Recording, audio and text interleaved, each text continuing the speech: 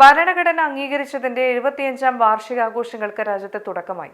ഭരണഘടന അവകാശങ്ങളുടെ കാവലാണെന്ന് രാഷ്ട്രപതി ദ്രൗപദി മുർമു അഭിപ്രായപ്പെട്ടു. ഭരണഘടന രൂപം കൊണ്ട പഴയ പാർലമെന്റ് മന്ദിരത്തിലെ കോൺസ്റ്റിറ്റ്യൂവന്റ് ഹാളിൽ ഇരുസഭകളുടെയും സംയുക്ത സമ്മേളനത്തെ അഭിസംബോധന ചെയ്ത് സംസാരിക്കുകയായിരുന്നു രാഷ്ട്രപതി. ഭരണഘടനയുടെ ആമുഖം രാഷ്ട്രപതി പാർലമെന്റ് അംഗങ്ങൾക്ക് വായിച്ചു കൊടുത്തു. പാർലമെന്റ് അംഗങ്ങൾ വാചകങ്ങൾ ഏറ്റുചൊല്ലി.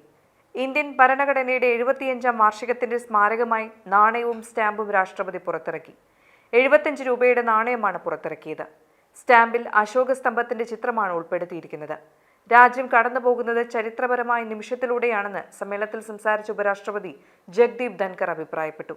2047ഓടെ ഇന്ത്യ വികസിത ഭാരതമാകും. വൈകാതെ തന്നെ പാർലമെന്റിലും സംസ്ഥാന നിയമസഭകളിലും 3/1 സ്ത്രീകളാകുമെന്നും ഉപരാഷ്ട്രപതി പറഞ്ഞു.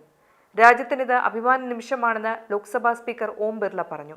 ഭരണഘടന നൽകുന്ന സുരക്ഷിതത്വം താഴെത്തട്ടിൽ വരെ ഉറപ്പുവരുത്തുന്നു. വസുദൈവ കുടുംബകം എന്ന ആശയത്തെ ഭരണഘടന മുറുകെ പിടിക്കുന്നുവെന്നും ലോക്സഭാ സ്പീക്കർ പറഞ്ഞു. പ്രധാനമന്ത്രി നരേന്ദ്രമോദി, കേന്ദ്രമന്ത്രിമാരായ കിരൺ റിജിജു, JP നദ്ദ, രാജ്യസഭാ പ്രതിപക്ഷ നേതാവ് മല്ലികാർജ്ജുൻ ഖാർഗെ, ലോക്സഭാ പ്രതിപക്ഷ നേതാവ് രാഹുൽ ഗാന്ധി തുടങ്ങിയവർ ചടങ്ങിൽ പങ്കെടുത്തു.